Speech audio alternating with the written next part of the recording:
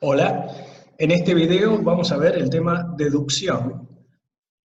Vamos a aprender a hacer pruebas formales de validez. En primer lugar vamos a hacer las pruebas directas y dejamos para otro momento las pruebas indirectas.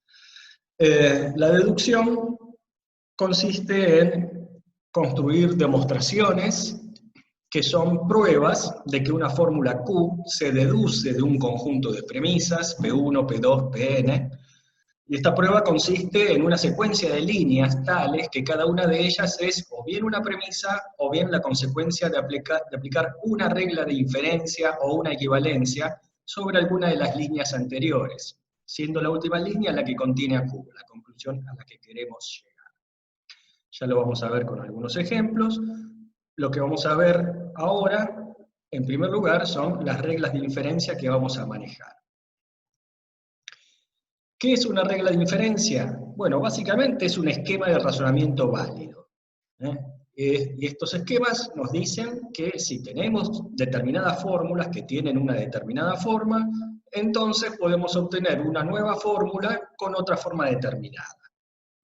La idea de esto, de aplicar reglas de inferencia, es la de poder analizar un razonamiento complejo como un encadenamiento de razonamientos simples. Esto es de reglas de inferencia. Las reglas de inferencia entonces son razonamientos o formas de razonamiento muy simples que nos permiten analizar razonamientos más complejos. Construyendo una demostración es como construimos una prueba de validez. Vamos a trabajar con 7 reglas de inferencia. Cada una tiene su nombre. Estos nombres responden a ciertas tradiciones que no vienen al caso ahora, pero bueno, estos son los nombres: modus ponens, modus tollens, conjunción, simplificación, silogismo disyuntivo, adición y silogismo hipotético. Estas reglas, en general, lo que hacen es mostrarnos cómo podemos introducir o eliminar conectivos lógicos. Vamos a ir viéndolas entonces de a una. La primera regla que vemos es la que se llama modus ponens, o a veces también se la suele llamar modus ponendo ponens, lo pueden encontrar así en algunos manuales. Bien, el esquema de la regla es esto que está en el recuadro de aquí de la izquierda. Aquí uso letras griegas, porque estoy usando, digamos, un vocabulario del metalenguaje, porque no se aplican estas reglas a algunas fórmulas en particular, sino a cualquier fórmula. O sea que alfa y beta representan cualesquiera fórmulas del lenguaje, en este caso el lenguaje de la lógica proposicional. Lo que me dice el modus ponens es que si tenemos que de alfa se sigue beta, o si alfa entonces beta, y también tenemos que se da alfa, entonces vamos a poder concluir que se cumple beta. Entonces, la regla de inferencia tiene como premisas un condicional y el antecedente de ese condicional, y eso nos permite inferir el consecuente del condicional. Esto es lo que hace el modus ponens. Vamos a ver un ejemplo de cómo se aplica el modus ponens para probar la validez de un razonamiento. Aquí tenemos un razonamiento sencillo. Si llueve, entonces se moja la calle. Llueve, por lo tanto se moja la calle. Lo primero que hacemos es simbolizar cada una de las proposiciones atómicas. Llueve, la vamos a simbolizar como P. Se moja la calle, la vamos a simbolizar como Q. Y entonces, en base a este diccionario, digamos, vamos a poder construir el razonamiento en forma típica. Ahora bien, para realizar la demostración, lo que vamos a hacer es armar una lista con las premisas del razonamiento, y luego vamos a tratar de llegar a la conclusión por medio de la aplicación de reglas de inferencia. Aquí eso lo vamos a hacer en un simple paso, porque no es más que la aplicación del modus ponens. En la primera premisa tenemos P entonces Q, es decir, si llueve entonces se moja la calle. En la segunda premisa tenemos P, es decir, llueve. Y a partir de esto, de estas dos premisas, yo voy a aplicar la regla de modus ponens, ya que tengo un condicional, como aquí, alfa entonces beta, P toma el lugar de alfa, Q toma el lugar de beta. Tengo nuevamente P, que toma el lugar de alfa en la segunda premisa, y por lo tanto infiero, saco la conclusión de que Q, y esta línea, que es la tercera, la justifico diciendo que infiero Q a partir de las premisas 1 y 2, a partir de las líneas 1 y 2, por la aplicación de modus ponens. Y esta es la demostración de que este razonamiento es un razonamiento válido. Fíjense que en todo razonamiento, mejor dicho, en toda demostración, lo que vamos a tener es entonces la secuencia de líneas de la que hablábamos al principio, donde cada una de estas líneas o bien es una premisa, o bien es la consecuencia de la aplicación de alguna regla de inferencia sobre líneas anteriores. En este caso, entonces, la línea 3 es una consecuencia de la aplicación de modus ponens sobre las líneas 1 y 2. El modus ponens, siendo una regla que se aplica sobre dos líneas, requiere dos premisas, siempre en la justificación entonces tenemos que marcar esas dos premisas. Bien, veamos otro ejemplo. Aquí tenemos otro razonamiento que dice, si llueve y truena, entonces lloro, llueve y truena, por lo tanto lloro. Fíjense que ahora, alfa y beta ya no representan proposiciones atómicas, sino, en este caso, alfa representa una proposición más compleja. Llueve y truena. Tengo por un lado llueve simbolizado como P, truena lo tengo simbolizado como T, entonces todo el antecedente de este alfa va a ser la conjunción de P y de T. Entonces tengo, si P y T, entonces R, esto es, si llueve y truena, entonces lloro. Y la segunda premisa, llueve y truena, la tengo como la conjunción llueve y truena, P y T.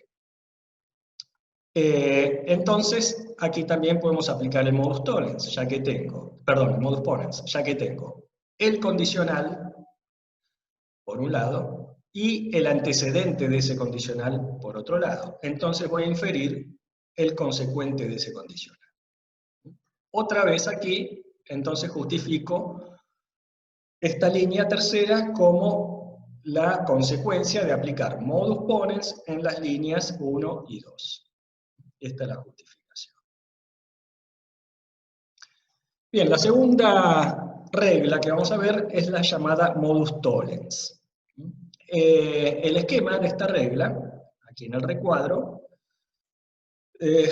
se lee como si alfa entonces beta y no beta, por lo tanto no alfa. Esto es, si de alfa se sigue beta, o si beta es una condición necesaria de alfa, lo podríamos entender así, y esa condición necesaria no se cumple, entonces tampoco se va a cumplir alfa.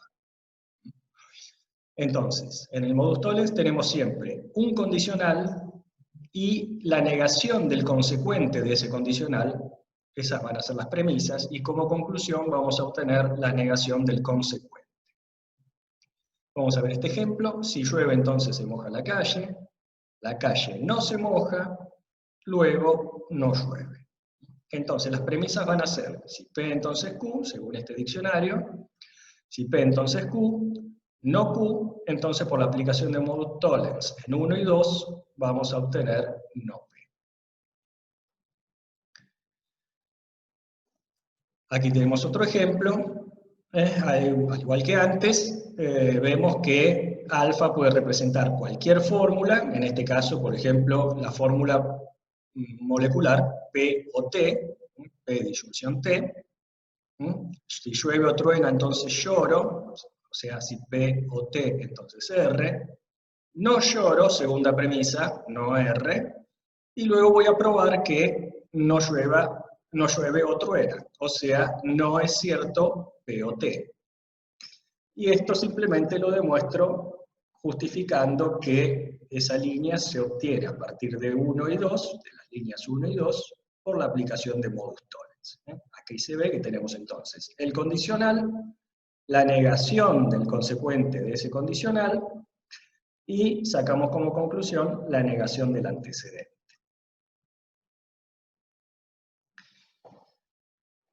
Otra regla es la regla de conjunción. Esta a veces la pueden encontrar siguiendo algunos manuales como la introducción de la conjunción.